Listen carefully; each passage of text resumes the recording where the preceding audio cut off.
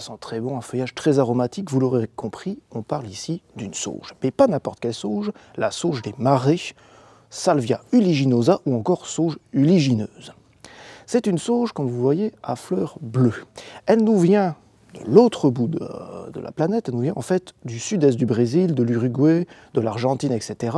Mais c'est quand même une sauge qui est relativement rustique, c'est-à-dire qu'elle va tenir à -5, -10 degrés. Il faudra la protéger un petit peu avec un paillage en hiver, mais normalement, ça devrait bien passer, surtout avec nos hivers qui sont de plus en plus doux.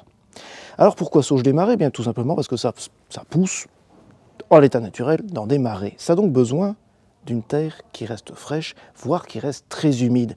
L'idéal est évidemment de la mettre autour d'un plan d'eau, par exemple. Ces fleurs ici sont d'un très beau bleu et vont arriver surtout en fin de saison.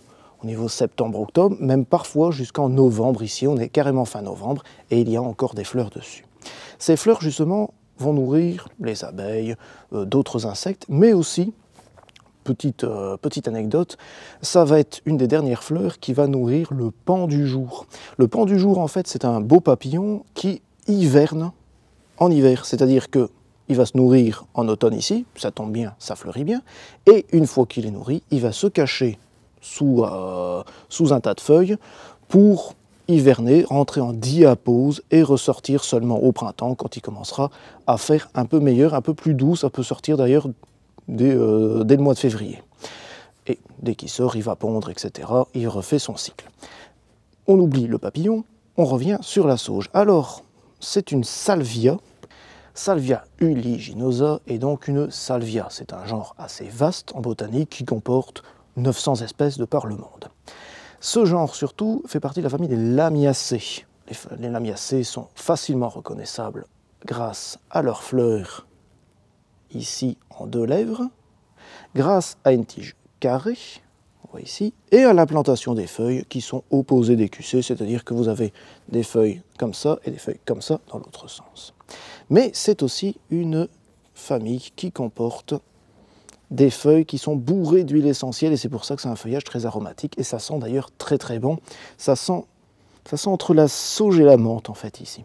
Pour la cultiver, eh bien, on a déjà dit qu'elle a besoin d'un sol restant frais, voire très humide.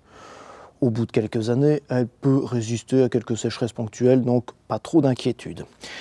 Au fil du temps, elle va s'étaler un petit peu via des stolons pour faire une belle touffe de presque 1 mètre de large et quasiment autant de hauteur parce que c'est quand même une plante qui va prendre ses aises. Au niveau du sol, si possible plutôt calcaire, c'est ce qu'elle préfère, sinon par la suite un petit peu n'importe quel sol.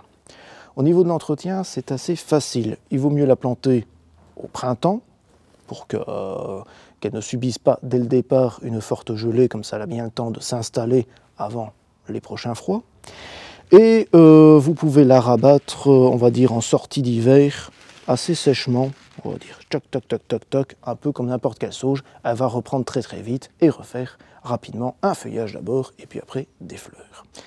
En conclusion, si vous cherchez une belle plante à fleurs bleues, qui est aussi très nourrissante pour les insectes, un petit peu aromatique et qui nécessite un sol très humide, eh bien pourquoi ne pas tenter la sauge des marais, même si elle est effectivement pas très rustique, mais si vous la mettez avec un bon gros paillage de feuilles mortes en hiver, normalement il y a de fortes chances pour qu'elle passe nos hivers.